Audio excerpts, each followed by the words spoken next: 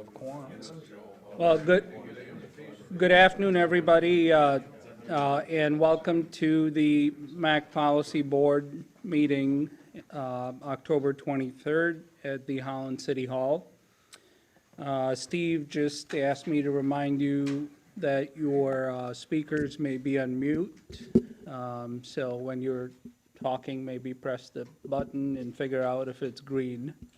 Yep, so I think all of yours are still in the mute mode right now, so it's flashing red. So if you can remember, if you're going to make a comment, to push that button, it'll turn green, so that makes the recording much better.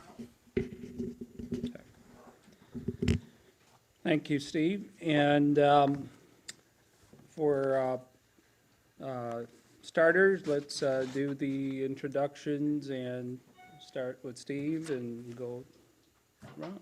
Steve Boltice, Executive Director of the MACC. Justice Lau, the MACC Authority Board. Terry Hoffmeyer, Laketown Township. David Vandenhoven, committee member. Terry Meanheim, Town Township. Ken Dewar, Dunmore Township. Ben Nykamp, Zone Township. John Seinexel, Agricultural Commission. Nancy DeBoer, City of Holland. Sherry Huntsberger, Park Township. Tom Bird, Ottawa Road Commission. Kevin Kleinstra, City of Zealand. Joe Bauman, Ottawa County Board of Commissioners. Pankaj Rajatek, should the MACC, and then we've got some staff members and maybe some members of the public back there. Lisa Hookwater with the MACC. Rob Bank with the MACC. Kelly Goward with the MACC. Anyone else with the MACC? Esther Patelski with the City of Holland. Amanda Price from San Antonio. Welcome, everybody, and we will, first thing on the agenda is our approval of minutes from our last board meeting. If there's any changes or corrections, please let us know. Otherwise, I will take a motion to approve. So moved. Russ? Supported. Terry? All in favor? Aye. Any opposed? Okay, minutes are approved. Any comments from the public? I think we have, Amanda, did you want to share anything with the group, or? Thank you for the Okay, opportunity. all right, There's lots of things that went through my brain, but it's not connected to it. okay, all right, okay. All right, so first up then, watershed project update. I believe Rob is going to present a report on the Great Lakes Commission grant. You guys, can everybody hear me okay? Okay. I got this going. Okay, well, for agricultural update, if you will, there's a memo in your packet if you'd like to follow along. And just to let you know, or to remind you, a Great Lakes Commission grant, which was awarded in October of 2013, just recently expired on September 30. The purpose of this grant, again, was to reduce sediment and phosphorus loss through agricultural best management practices. And those practices were cover crops, gypsum application, and converting to from conventional tillage to either a no-till planting system or a residue or a reduced tillage system. In total, we did have 11 participating growers on this grant with 17 different contracts for a variety of those best management practices. If you can see up on the screen here, might be a little hard to read on a couple of them, but we did in total have around 4,132 acres, and that accounted for reductions in about 740 tons of sediment and 4,836 pounds of phosphorus. And again, this was on our Great Lakes Commission grant, so we're no longer doing any work with this grant. It did end in September. Then kind of where we stand on the current grant, this is our Great Lakes Restoration Initiative grant. This was awarded in April of 2016. This grant will end on March 30 of 2019. Currently, we have 22 participating growers, 35 signed contracts to implement practices, and if all these acres are implemented, we'll have put best management practices on over 8,500 acres throughout the duration of this grant. Currently, we have $311,000 budgeted for BMPs, a balance of around 144, and we have reimbursed farmers slightly over $60,000. And just as a reminder, and the match for this grant was provided by Project Clarity, and also some match dollars are coming in from farmers who are implementing practices. So currently where we stand, you can see this graph here. The acres contracted for 2017 are right around a little over 4,600 acres.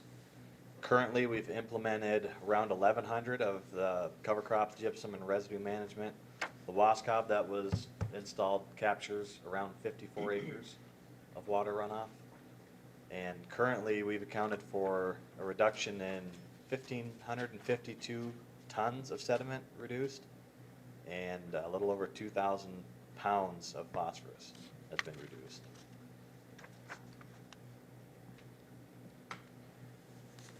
And as mentioned in our memo, we did have a visit by several EPA staff members. Were with us 2-3 weeks ago.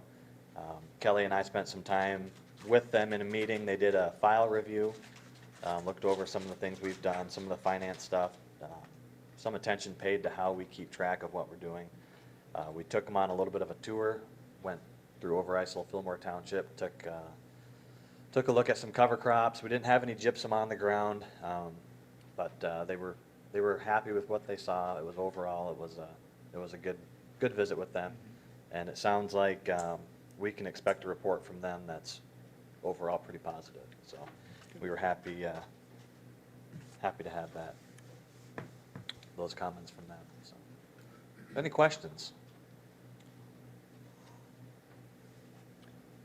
Rob, I don't know if you mentioned the 3 priority sub-watersheds are and where they're located, their names and where they're located? The 3 priority sub-watersheds are Peters Creek, the Upper Macatawa sub-watershed, and North Branch sub-watershed. So both of these grants that we are working with are focused in those 3 priority areas.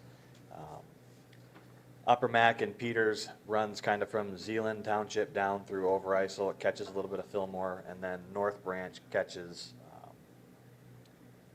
more of Fillmore Township. Kelly might be able to correct me more on this. Fillmore and a little bit into Lake Town. A little bit into Lake Town,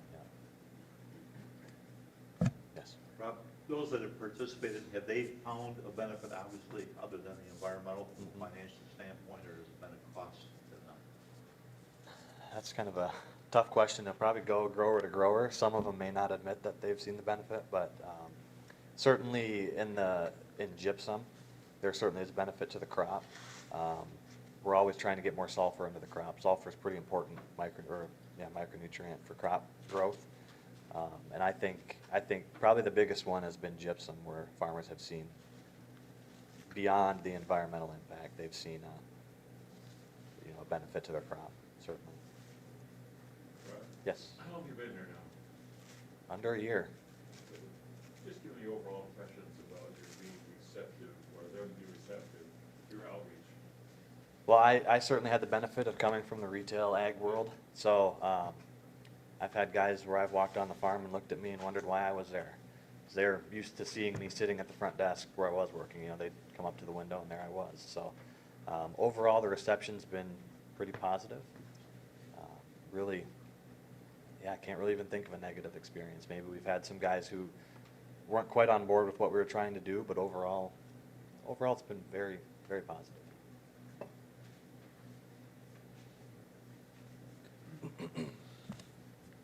Thanks, Rob. Any other questions for Rob? No, and I think we have Kelly up next to give us an update on the road stream crossing inventory. Yes. So there is a memo in your packet. We've kind of completed our second year of road stream crossing inventory, so I just wanted to provide a bit of a status of where we are today. So as a reminder, we started this last May 2016, with support from a grant from MICOR, the Michigan Clean Water Corps, so that helped fund all the initial equipment that we needed to purchase and some staff time to get this program going. As part of that grant, we also developed a kind of a long-term plan, a 10-year plan to inventory all of the crossings in the watershed. So we've got about 623 crossings, just according to a simple analysis in GIS of where roads and streams intersect. So then we set a goal, not counting last year, as you know, this year was year one, to do about 57 a year for 10 years. We'd be able to get them all done.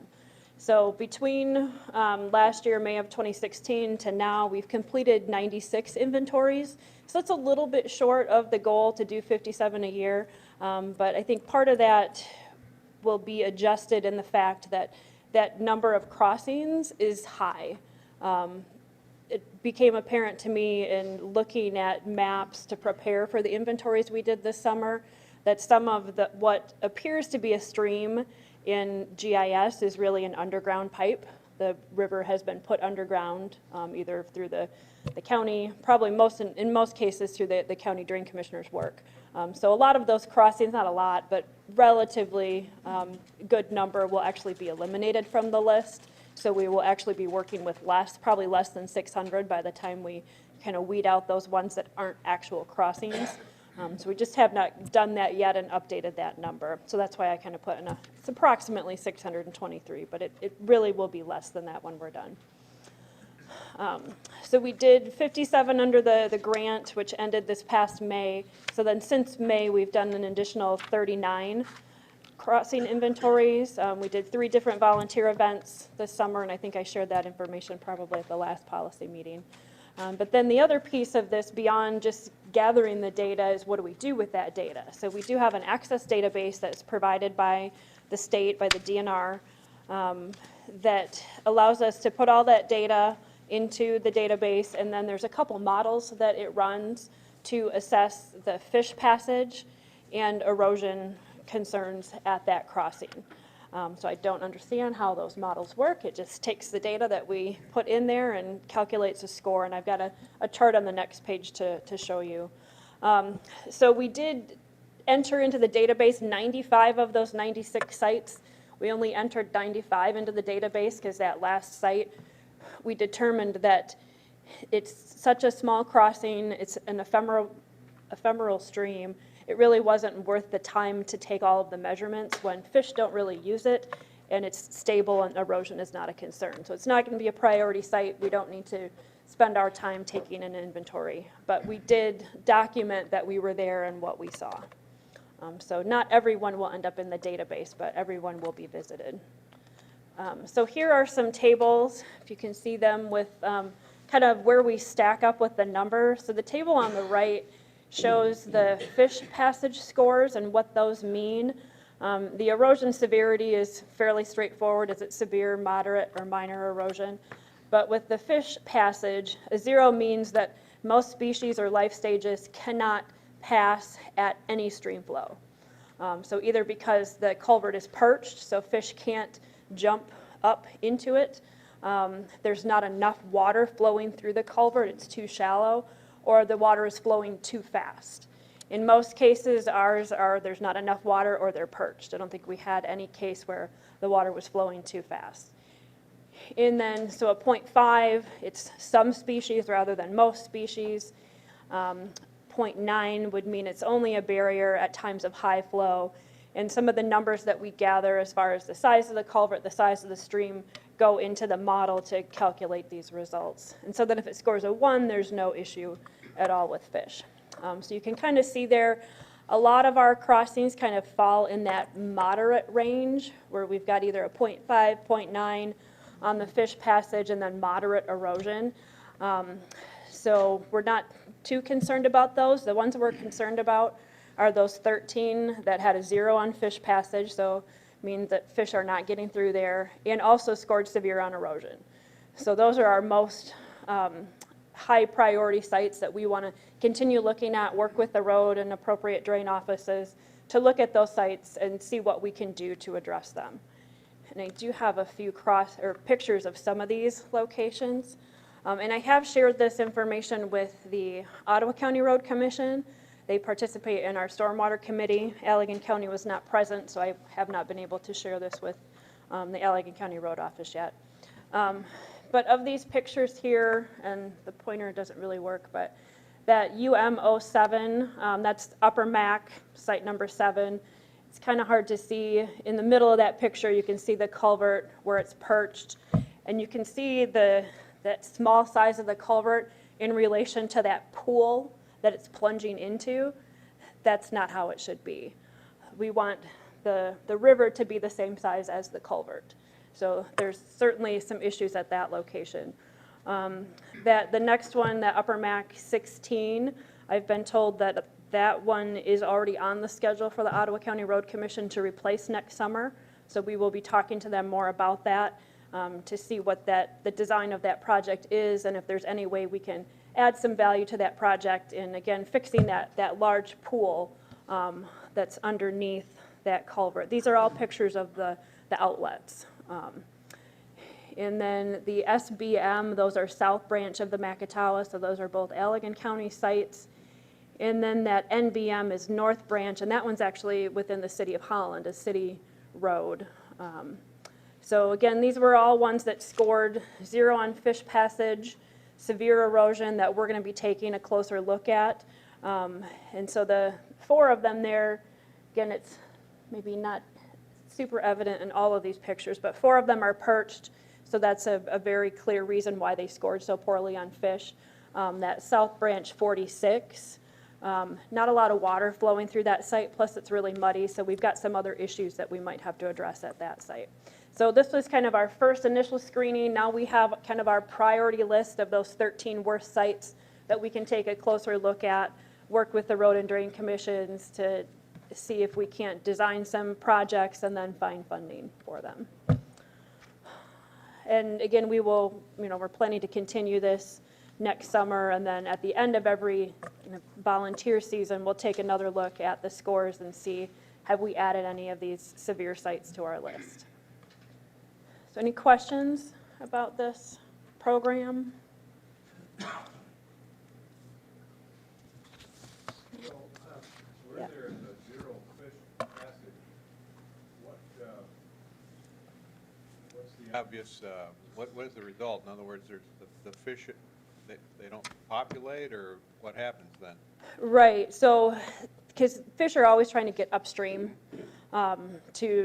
for spawning, and so it limits their ability to do that. So it limits how far they can spread into the watershed, and I guess kind of that's their natural tendency to do that. So that interferes with their natural instincts to go upstream to spawn. So that's really the biggest concern that we have with that. So do they just die there at that? Well, yeah, I mean, they would just have to stop. They couldn't go any further, Yeah. essentially. So it limits their habitat, the availability of habitat, and then with having less access to habitat, that's going to limit their populations. Yeah. Right. Thank you. Yeah, good question, though. Thanks. Is there different types of culverts, or, because all these are the same, so I don't know, maybe the road Right. commissioners are saying this is the most cost-effective way. Is there other designs, actually, or? Right, yep. So really one of the best to really ensure fish passage and to protect from erosion are clear span structures that go across the entire stream width. So that could be something like a box culvert, like an open bottom box culvert, a concrete box, or it could be up to a clear span bridge. Just depends on the nature of the site. Not to say that you couldn't have a round culvert that's properly sized. I think that's the issue with a lot of these, is that they're improperly sized, or maybe they were sized appropriately at the time, but there's been changes in land use that have increased the stream flows that have now caused problems, where the stream has scoured out, the erosion has occurred, and so these pipes are no longer adequate to handle those stream flows. So in a lot of cases, we would look for, is there some kind of an open bottom box culvert structure that could be replaced here? Because I guess what we're trying to go to is a system where the stream doesn't know the road's there, instead of how we've planned and constructed before, where the road doesn't know the stream's there. So, yeah, John, did you have a question? Or? Yeah, I just noticed you've got, all of your pictures there have steel old-fashioned culverts. Right. Now, none of the, are you looking at the bigger box culverts and the bridges themselves? Yes, yes, we are inventorying all types that we come across. And not to say that those other types don't have problems, these were just the best pictures I could find. But now, as road But- commissions, we have to have bridge inspections. Right. Now, that has nothing to do with this. Right, because we're not really looking at the condition of the structure. I mean, that is one thing where we'll check a box that, yeah, it looks like it's in good condition, but, Then leading on, what value can local area have from this survey? well, hopefully the value is that, I mean, we're gathering quite a bit of data on, we take measurements primarily, measurements of the culvert itself, that structure. We do take measurements on the road width. We do some, very simple qualitative analysis as far as the condition, and then we're taking measurements of the stream. So we've got some preliminary data that may help with planning purposes. And I do know we worked with both road commissions on this project, and Jason Edwards from the Allegan County Road Commission came out with us with, is it the RoadSoft, is that the software? And was inputting the data as we were going. Okay, so we already have this information in our road commissions. Well, some of it, the ones that Jason came out to collect.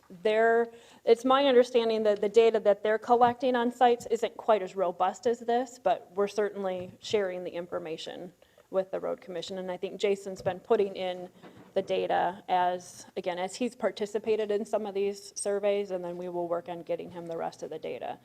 But then ultimately, hopefully it will help kind of prioritize projects in terms of, or not necessarily just prioritizing projects, but if a road is going to be redone and we know there's an issue with the culvert, can we schedule that at the same time to minimize the disturbance and kind of the cost of mobilizing equipment and, hopefully save on a project.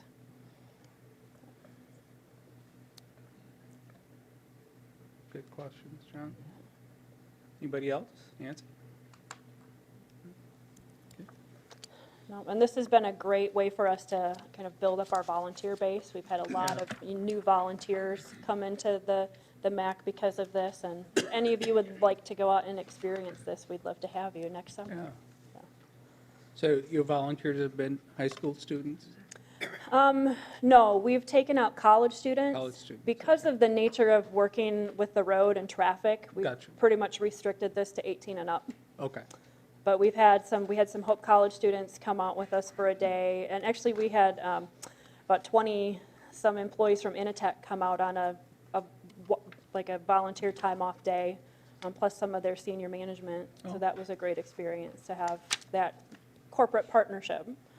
Good. So, All right. Kelly, for the details that you had that wasn't in the packet, so what was the percentage of the severe ratings? Do you have percentages, or can do it in our head, I guess? right, yeah, I don't have About percentages, 60, but 15% are severe. yeah, because about half, You got 100 total. yeah, it looks like about half were kind of in that moderate range. I guess it's not very positive to see that very few are of what we would consider a high quality that we really don't need to worry about too much. I don't think it was probably a factor that long ago, though. I'm guessing it was not a real consideration. Right, yep. And I mean, and our big concern with why we're doing this is it was identified in the management plan as a source of erosion. The road stream crossings were. So, I mean, our primary concern is erosion. Fish passage is secondary. But as you can see here, it aligns up pretty well that if there's fish passage issues, there's erosion issues. So by addressing the erosion, we will hopefully address the fish passage and kind of connect some habitat in the watershed that's been disconnected. Yeah, and I'd be happy to provide, well, the slides will be available through the video recording and the presentation. So. If it has something to do with fish, the DEQ might be able to get a grant for that. Absolutely. If we are addressing fish passage, that opens up a lot of doors for grants from DNR, Fish and Wildlife Service. Absolutely.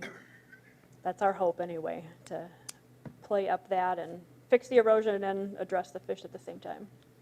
Yeah. Okay. Okay, well, Great. thanks for all the information and all the work. Appreciate, it's good to know that you've got some private partners too. I think you're up next with the watershed green stormwater vision. Okay, yeah. Carolyn's going to address whatever the computer's trying to do. And so just briefly. Okay, well, so there's a memo in your packet about the green stormwater vision presentation.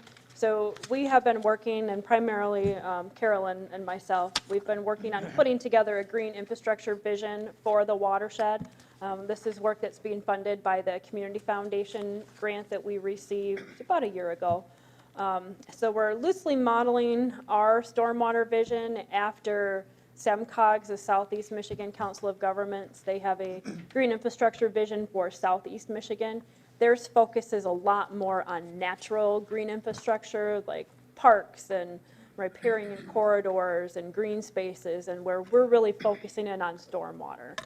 We certainly are acknowledging the role of kind of that natural green infrastructure, but we really want to create a vision for green stormwater infrastructure in the watershed.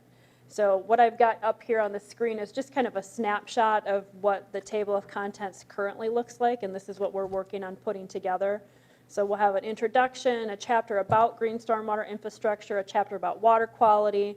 Carolyn put together a chapter about the connection to transportation and how transportation and green stormwater infrastructure is related. We'll go into some economics, and then we've got a chapter dedicated to basically how we came up with our vision, and we have had some input from stakeholders through our Watershed Advisory Committee. We held a community conversation with some residents of Holland Heights. Nancy was there at that. We had some really great conversation and some great input from the neighbors that attended. Would have liked to have more neighbors there, but I think it was good quality conversation with the people that were there. And they certainly appreciated having the mayor in attendance there. So we're hoping to continue those conversations with some other neighborhoods to kind of get their input on what are the stormwater issues in their neighborhood and where do they see the solutions to addressing those. So all of that will be summarized, that conversation we had with those residents will be summarized in our vision as well. And then we'll do a little bit on maintenance, financing of green infrastructure, plus the partnerships that we see as important in the watershed. And then we'll have kind of a plan to implement that vision. So we're still working on drafting this. This Thursday, we have our regular Watershed Advisory Committee meeting. So the sections that are ready, we will have that group review. They love when I make them do in-class work, so I try to make them do it as much as I can. So with their input and their feedback, we will kind of put a final draft together and have a public presentation on November 14. So we will be back at the GVSU Meyer campus, which is where we had the conversation with the Holland Heights residents. That facility worked great, plus it was close to the neighborhood for the residents to come there. So there is a little flyer in your packet that has the details on that, plus an invitation that looks like this went out in the mail probably on Saturday to all the elected officials. So if you're part of a township board or a city council, they will all receive those. Plus I mailed a copy to each township office for the planning commissions. And then our local elected officials received an invitation as well. And then it was in our MACC monthly, and we've sent personal invitations back to everyone that participated in the community conversation in Holland Heights. And so hopefully we'll have a good crowd there on the 14th, where we will present what we have as far as the draft goes and still be seeking public input at that point.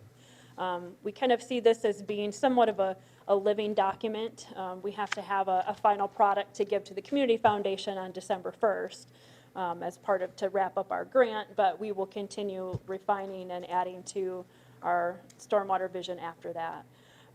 So then my plan is after we do that public presentation on the 14th, at the November Policy Board meeting, I will give a brief abbreviated presentation of that final vision. So we don't take up too much time at policy. So if you want to hear the full thing, I would encourage you to come on November 14, and we'll give an abbreviated version of it here, plus have printed copies available at the next Policy Board meeting. Questions about that? I think the residents appreciated hearing you need to hear from them, and that you weren't going to come through with huge pipes and disrupt everything. That, you know, because they feel kind of nervous Right. about what has happened with water there, and so it was great for you and Carolyn to be there to listen and and assure them, you know, what your ultimate plan is. So it was, I think, a great way to help them feel part of the process Yeah.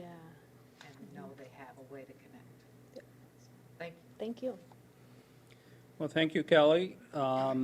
Moving on to the transportation program, I believe Carolyn is up and has some updates on the 2017 Pacer Road Condition Evaluation. Yeah, so around this time of year, we like to give an update on our road quality ratings from the summer. And so as a background, a recap, PASER, it's an acronym. It stands for Pavement Surface Evaluation and Rating. Every year, we flip-flop between the Ottawa County and the Allegan County portions in the MACC area. So this year was Ottawa County's turn. Next year, we'll do Allegan County. And so because we have the alternation, we also then team up with MDOT, but then also whichever road commission we're working with as well for that season.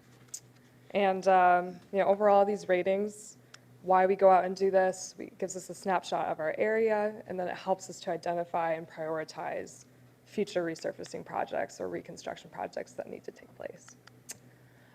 So, as some background, we have a couple of different software programs that we use to help us collect this data and then analyze it later.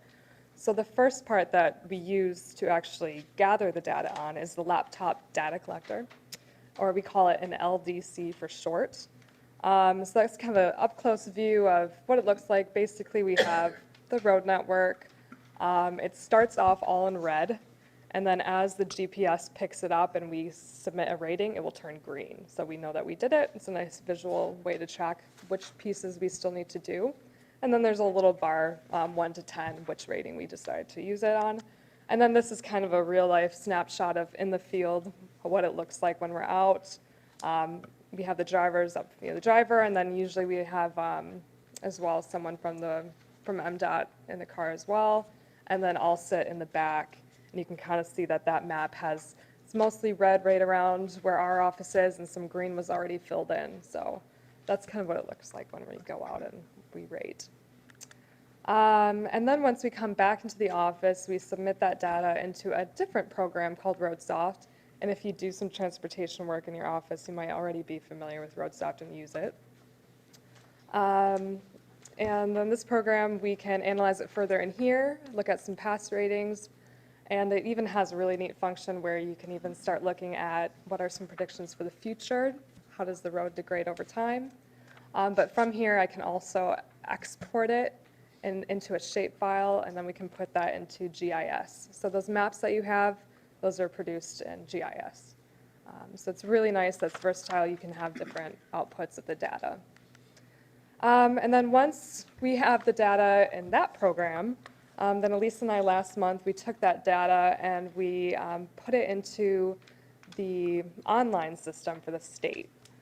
They updated the system this year, the website's kind of different, and it's so much more user-friendly. There's a really easy spot to upload your data, and the best part is that you can go back and see that you uploaded it, and you can see everything from years past that has been uploaded, so you can even download, I believe, that if you need to. And you can see what not even yourself have, from the past. Okay, we can see what we did, but then you can also see areas around us who submitted data, which section was it for, and then there's even a nice comment section, so you know what the data is, because it's usually in a weird code or something, so it has a comment field too. So this website's been updated, and we really liked it this year. So that's where the data goes, and then the state uses it past that in other ways. So to get a little bit into the ratings, this year for the federal aid system, we also did locals this year. We were able to do those. We don't do them every year. It's usually about every 3 years we do local road systems. So this year we did locals in Ottawa County as well. But this pie chart shows the federal aid for Ottawa County and the MACC area. And it's looking pretty good. I always like to see if that blue and green, the good and excellent category, is over 50%. It makes me happy. So it's a little bit over 50%, which is great. And then for the local roads, they're looking really excellent. And I think in the last couple of years, there have been a lot of cul-de-sac resurfacings or local neighborhoods getting resurfaced. I think that really shows up in the data. So that's a really strong, good thing to see. Combined, this is the local and the federal aid together as a pie chart. So again, it's nicely past that 50%, which is great. And to give you a comparison, I think every year it seems like there's some interest in what did last year look like versus this year. So it's really great. Last year we actually did do Ottawa County as well. It was a special request, so we have the data from last year and this year. And so there is that uptick this year, and it increased by 10%. So that's really good, and we're on track for improving our roads. Any questions about how we collect the data? Any curiosities? So is it strictly a visual thing? There's no special instruments? It is. It's visual. Okay. There are certain road agencies that do have some really fancy equipment. I think GVMC in Grand Rapids, they have many more miles than us because it's a larger region, so they have some extra technology to help assist in that progress, in that job, because there's so many more road miles. They have a laser scanner kind of on the bottom of their truck that can take sort of like pictures. It'll scan the road, and then you'll have a visual outlay, and you can see all the cracks in the road. So that's pretty cool and fancy. I think they're the only ones that I know of, at least, that have that technology. Michigan Tech is the Michigan Tech University up north. And the UP, they actually are the ones that produce the RoadSoft Pazer system.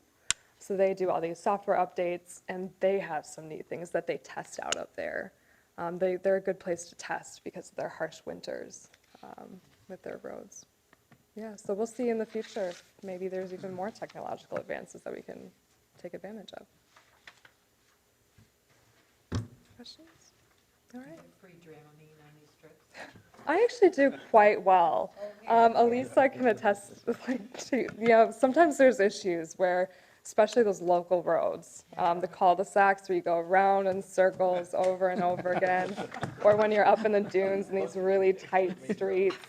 That's a long process. I think we had about 3 to 4 days of doing local roads, and if you do those all in a row, it can be a little exhausting. But I'm pretty good with motion sickness. I do well on boats, and so it's fine for me. Yeah, well suited for it. Thank you. And it's a lot of fun to go out there and do it too. So it's a bonus. All right. All right, if there's no more questions for Carolyn, I think we have Lisa up next to cover the 2045 Long Range Transportation Plan.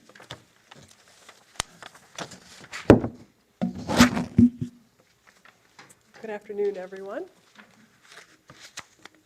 Well, I wanted to give you an update on one of our planning products that is required of the MACC. You know that we have 3 planning products: our Unified Work Program, which we approved in June, our Long Range Transportation Plan, which is every 4 to 5 years, and then the Transportation Improvement Program. So we're going to be talking about the LRTP today, and I wanted to just give you just a little background on the process and some of the data that we're collecting, and I also wanted to let you know what your role will be in terms of helping us review the data. So what you see before you is our region within the MACC area This is, you can see some of the major roadways, but the grid that you see is called, those are analysis zones. We call them TAZs. And that's basically, looks a bit like a spider web, but it's the network that we use so that all of the data fits within one of those TAZs, and it's unified so that we can analyze it from year to year. So the base year for our next long-range transportation plan is 2015, and the horizon year is 2045. So you can see we're shooting out pretty far into the future. In order to do that, the first thing we need to do for our base data is look at employment. And then we're also collecting traffic counts, and we are collecting information about population and housing units. So at our October Tech Committee meeting, we had a representative from MDOT, and we have a new representative that we're working with who is he loves what he does. He's super enthusiastic, and he came to the meeting prepared with packets for each and every person, and homework assignments for each community to review all of the list of employment data, and to confirm that that is indeed accurate. So distinguishing between home-based businesses and larger employers. And he is presenting this information, but what I wanted to tell you today is that MACC staff has traditionally helped in this process. So if anyone has any questions, we are happy to sit down with you and review that information and help you in that review process. So the schedule that we have in this next slide will walk you through. We are planning on having all this data reviewed by March. So with the holidays, that's, it should give us plenty of time to be able to review all the employment data that we have that's been prepared. And then the policy board will be reviewing that in May, so that can then be sent back to MDOT, and they'll be using that within the travel demand model. And then the next stage will be looking at future SE data. So as you can imagine, your master plans are going to be a very important piece for us, and looking at your zoning. So that's something that MACC staff will be coming to you and requesting the most recent copies. And we have a process that I'll show you in a moment that will that'll walk you through right here. So what we'll do, and I mentioned the TAZs, that's the grid that you can see the different geographic layers. So we're going to take all that information and aggregate it to the TAZ, and then that will be an input in the travel demand model. So it's really important that we have master plans as one of those layers so that we can see where future development will be going. And in addition to that, we have scenario planning, which is going to be incorporated. So we'll be talking with you about growth areas in your community. And this is something that will continue out. We intend to have a long-range transportation plan approved in June of 2020. So you can see that it's a lengthy process with a lot of data, but it's also an opportunity for you to be aware of what your project needs are. And this just is an illustration of the TAZs and the land use information that is an important piece of that as well. So we intend to have a list of transportation projects for our entire region approved in August of 2019.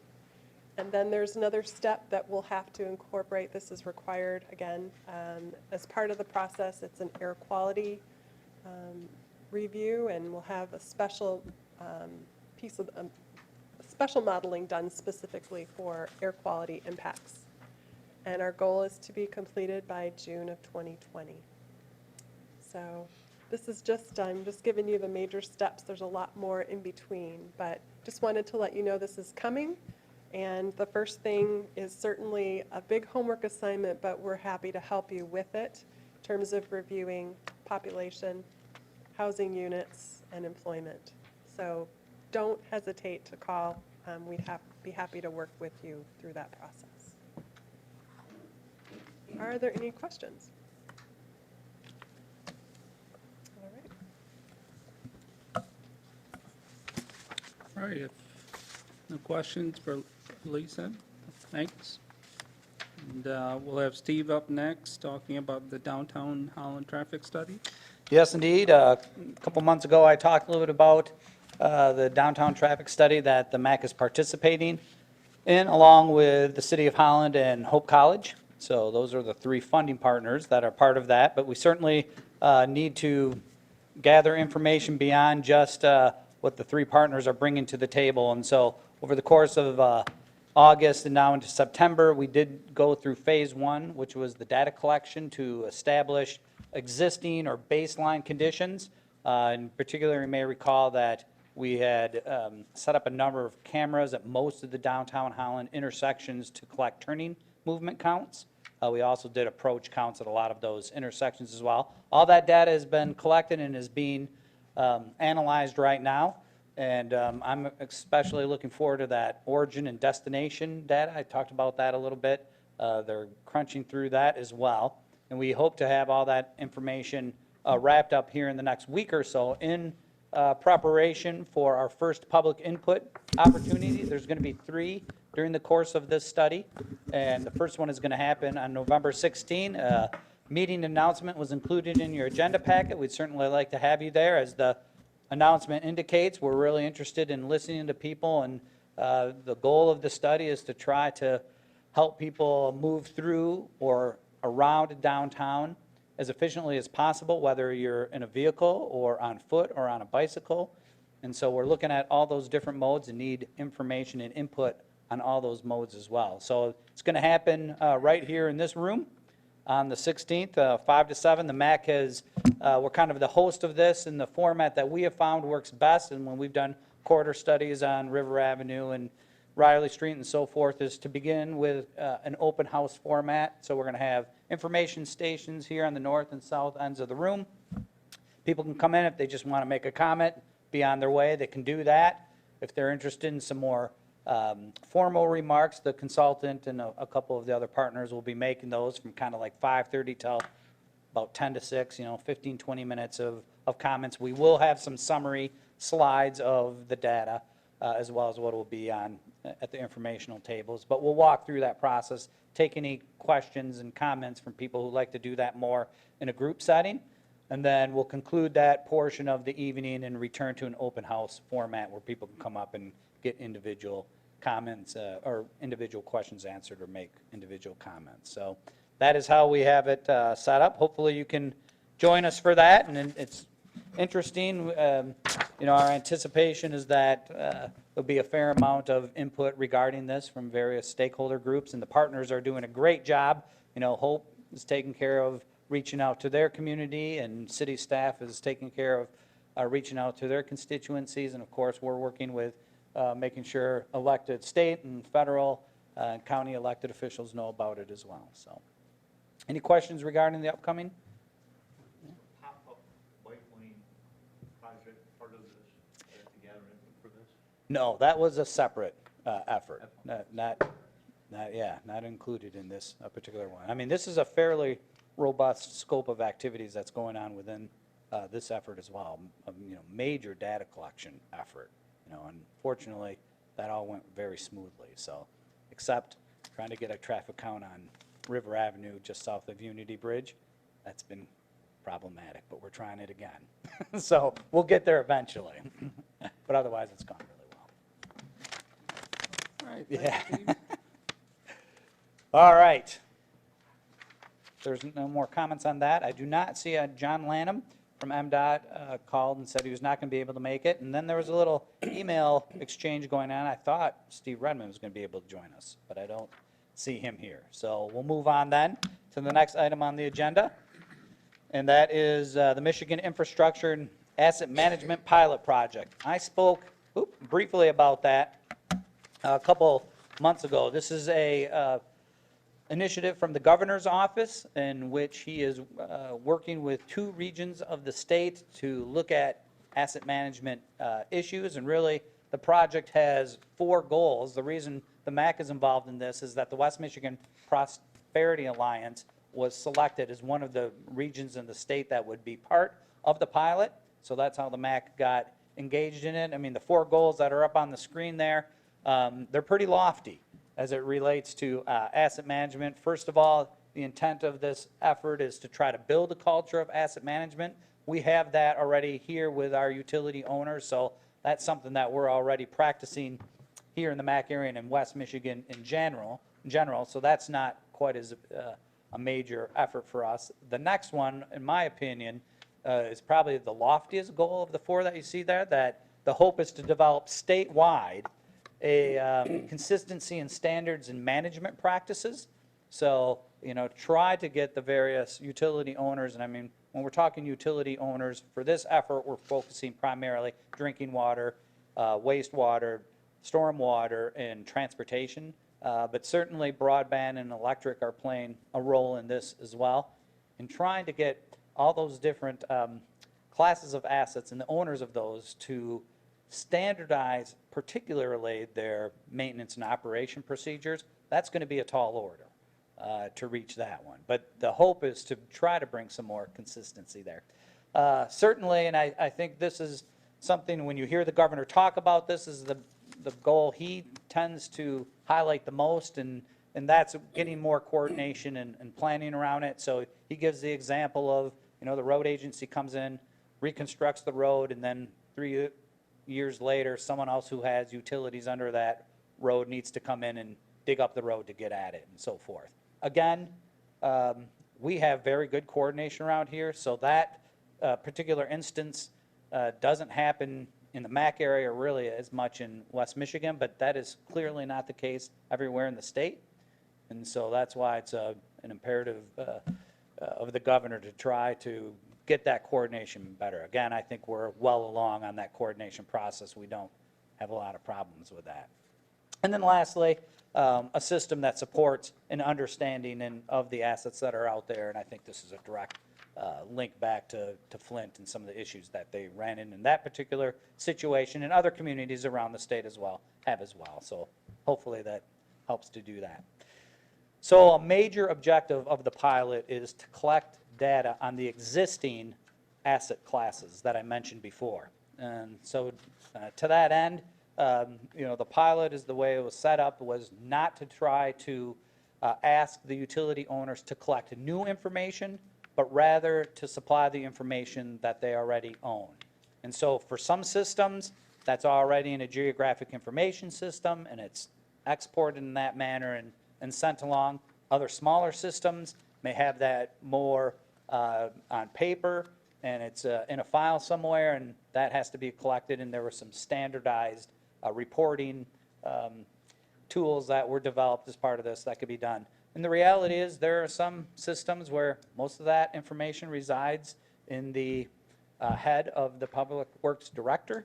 And so the need to take it, get it out of that individual's head and put it on paper and get it submitted. So it's happening at all levels depending on what part of the 13-county West Michigan Prosperity Alliance area we're talking about. But it's quite amazing in that regard.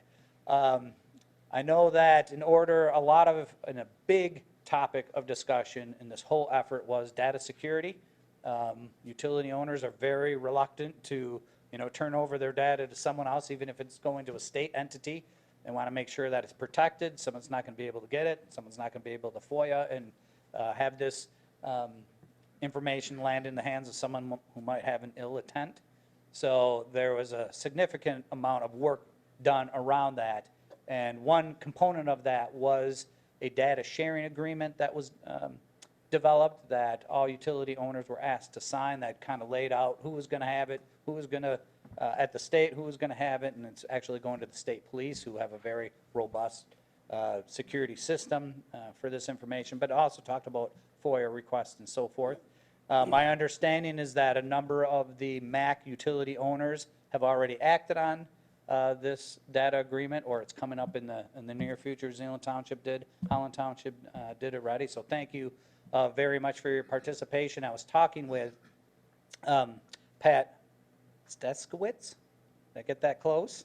All right. So I need to pause a moment to express appreciation to Pat and the Ottawa County Road Commission. He has really been the point person in the MACC area, working with the various utility owners to make sure that not only the MAC area, but countywide, the information gets collected. I had a chance to catch up with Pat this morning. As far as the MAC area is concerned, we're doing very well in terms of data reporting, so that's tremendous, and it sounds like in Ottawa County, that's occurring as well. So, in talking with a couple other people, my colleagues in Muskegon and Grand Rapids, we're having a little more difficulty in other parts of the 13-county area. And I think we're at the point, and I'm part of the steering committee for this, is that's part of the pilot. So if we have data gaps, we want to know, why didn't that happen? Did the Public Works Director not get to it, or was there an export? So that's going to be all part of it as well. But it's nice to know that for our area, it's going to be well reported. So I just want to express, again, appreciation to Pat and to the Road Commission for kind of taking the lead, and for all of you for participating in this. If it is going to be successful, we do need to get a critical mass of data, and I certainly think we are going to achieve that objective. And then the goal here is to have a report to the governor by the end of April of next year. And then, of course, collecting the data was a major hurdle in and of itself, but then working towards those other goals that are part of the pilot as well. So, and that's, of course, going to take several years to move towards consistency in practices and so forth. But so any questions on where that project is at? Again, thank you very much for those of you who own utility systems and taking care of those agreements and submitting your data. Thank you, Steve. Up next is administrative issues. I believe you have a monthly financial report in there that, I don't know if you That's wanna right. go over that? Or? Yeah, included in your agenda packet is the financial report through the end of our fiscal year. So it's always kind of good to take a quick look at this one. Certainly, as a result of your action regarding the budget amendment that we took care of last month, pleased to see, and you'll note there that, we came in at budget or below budget for all the line items, so that is certainly wonderful. Certainly, you can take a look at the actual year-to-date column there at the bottom on page line 112 there. Certainly, we're showing revenues in excess of expenses, so we ended up with a positive budget year, so that's wonderful. I do hasten to add, however, that we do have some both payables and receivables that are not yet reflected here. So we haven't closed the books for FY17, so that it's going to adjust slightly, but we're certainly going to come out in positive territory, and I'm pleased about that as well. Be happy to answer any questions regarding that report.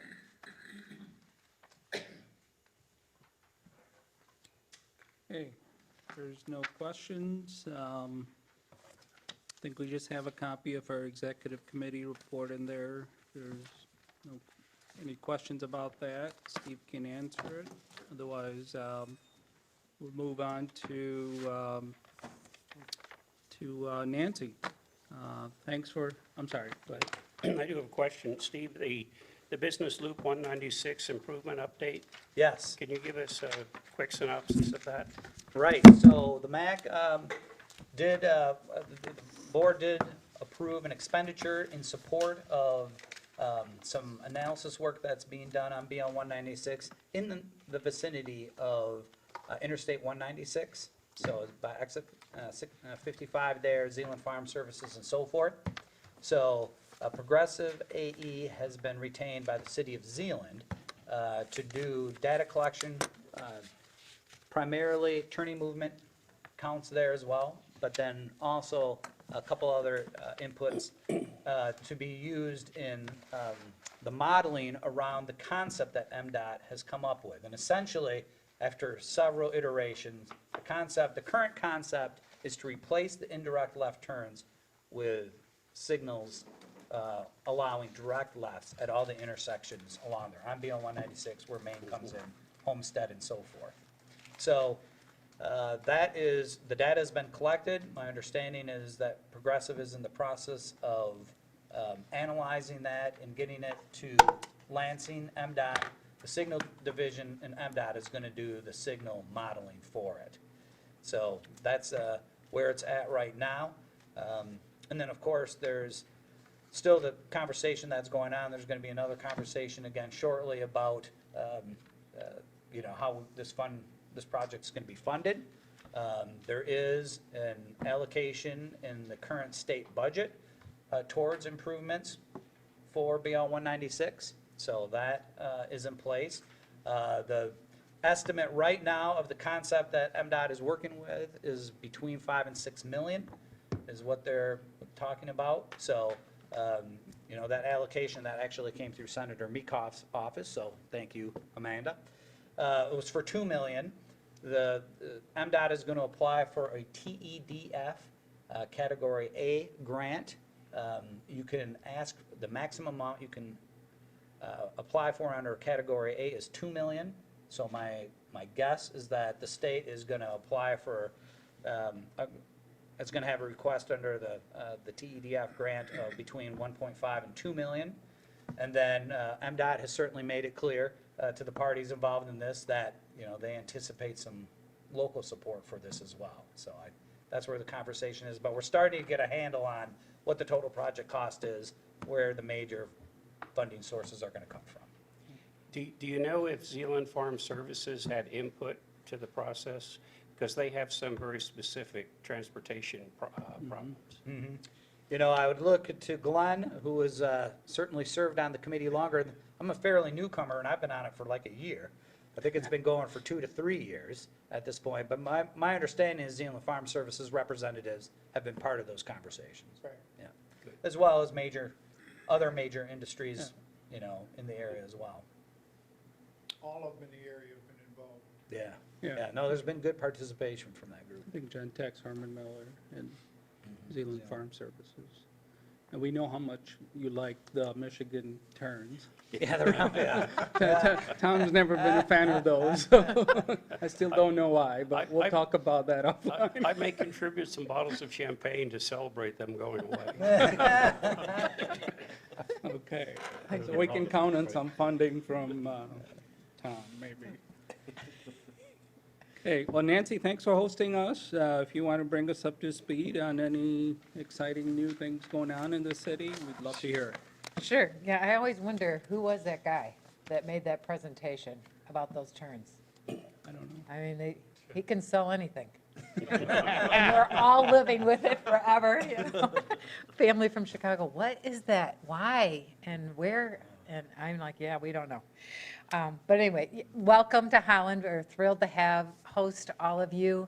Really appreciate how hard everybody works here, thinking beyond your own little part of the world to a regional effort together. And it's never easy or sometimes not so comfortable, but you always know that every person comes here with a dedicated heart. And we want to really make a great region. And I think we all agree about that. And so that is exciting. That's a vision worth pursuing, and the people that are exciting to be with in that journey. So thank you for being here. Holland has hosted several state conferences in the last couple months. As you've probably heard about it, the Michigan Economic Development Association was all here in August. That was, I think, about 150 people from throughout the state. And then we had the Michigan Municipal League, which was all the cities and their councils, mayors, and ancillary staff. We had all the city attorneys across the state here as a part of that, too. They met in here. And we had the Holland Historic Association. The statewide group was also here. Actually, and even a couple weeks ago, we had all the piano teachers of the state of Michigan. And all these groups you don't even know about, but they have all gotten together. I think there was a Christian school convention in town this past week. I hadn't heard of, but somebody called me that they were here. They were meeting at Central Wesleyan and Doubletree. So it is exciting every time a group like that comes here.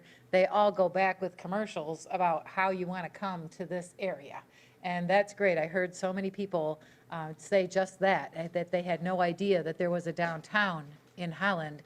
And they thought they had kind of been to the region, and, you know, you think, whoa, but I think they're doing those turns, and then they think they're on 31, and they think they're in Holland, I don't know. So it is really important to get people where they see what's available, and that they tell other people, and I think just like the governor says, you know, when you're doing your business, get suppliers from within Michigan, and then all the boats rise together, the same with tourism and all of that. If we visit each other's places, we all rise together as a state. So it's part of the conversation to grow all of that. Just got back from Santa Fe, New Mexico. I went to the Mayor's Institute on City Design. That is a national effort that was started back in the 1980s by a Charlottesville, South Carolina mayor that said, you know, mayors get in charge of planning cities, and they need background and expertise. And so they started this group that's been very popular. It's usually by invitation only into cities much larger than ours. But my assistant called, and they said, no, it's full. Registration was in the spring, but there was that little phone number on the memo, so I called anyway, told them our whole story of the BPW land that is going to be available for the first time in forever, and that we've been, had, 12 guys in hard hats that have been having that view, and it's 16 acres on the water, and we really want to figure out what's the highest and best use of that property.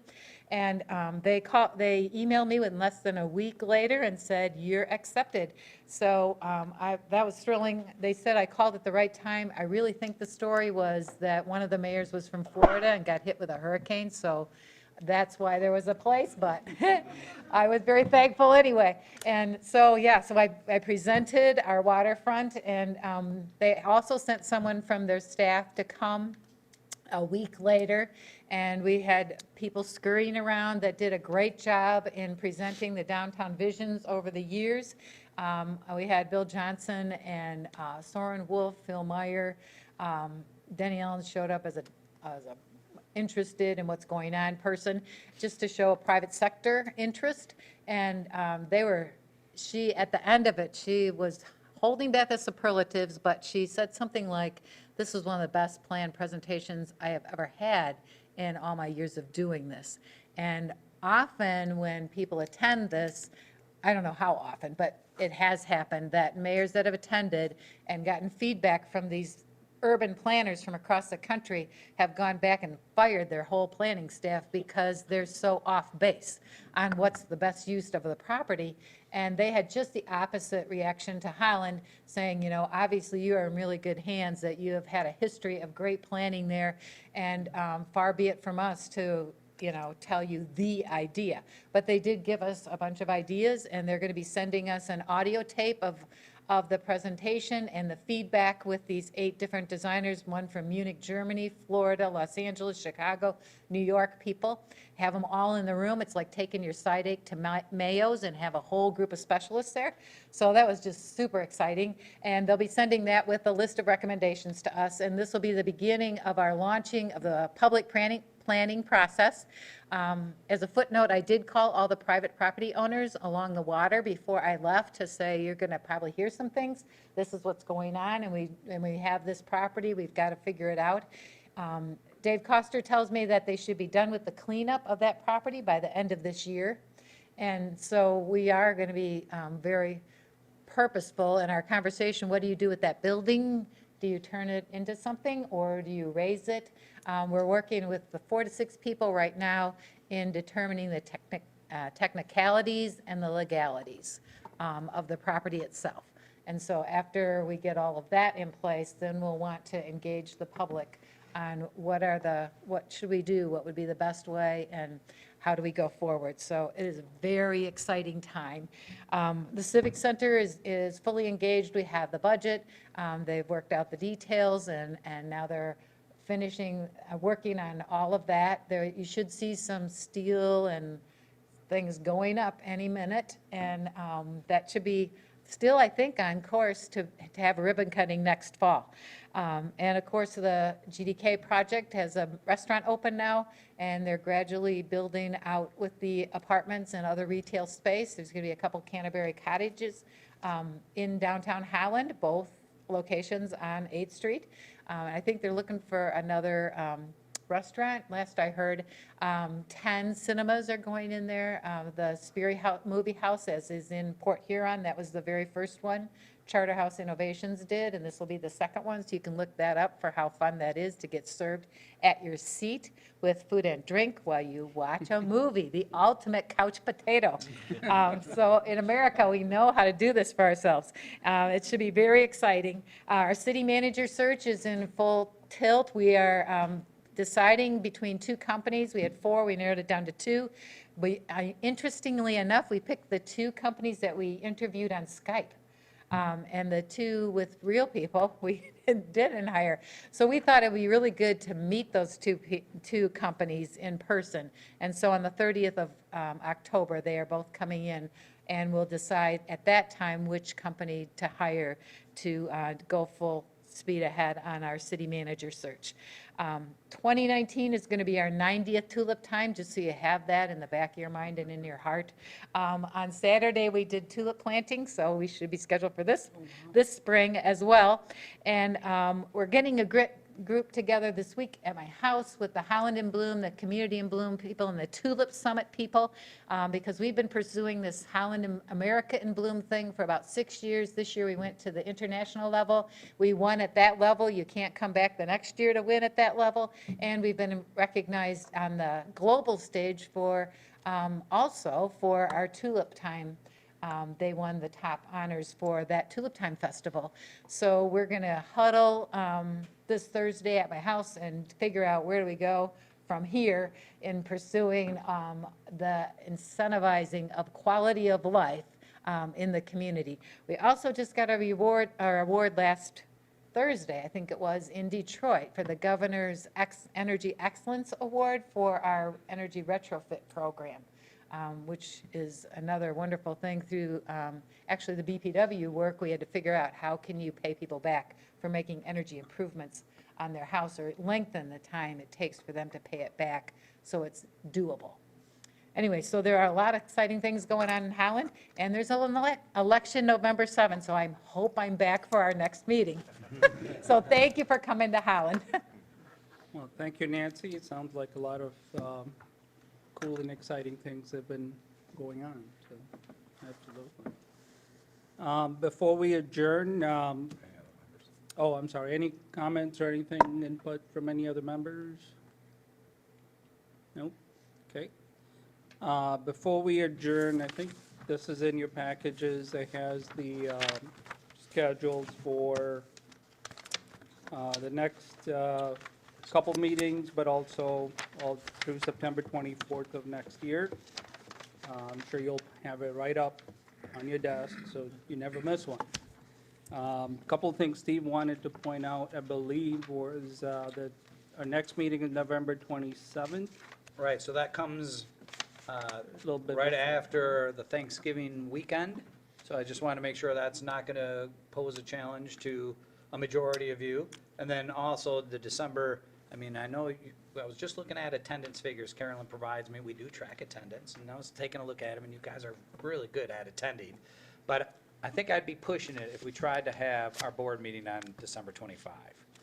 So, which is when we would normally have our December meeting, the fourth Monday of the month is Christmas. So I don't want to push it there. So, that one got bumped up a week to the 18th. So I just wanted to make sure that is not going to pose a problem for folks.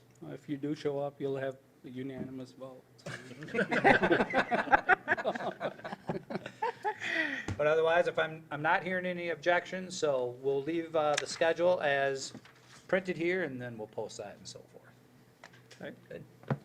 All right, just need a motion for adjournment then, by, and seconded by Kevin. All in favor? Any opposed? Okay, well, have a wonderful week, and thanks for coming.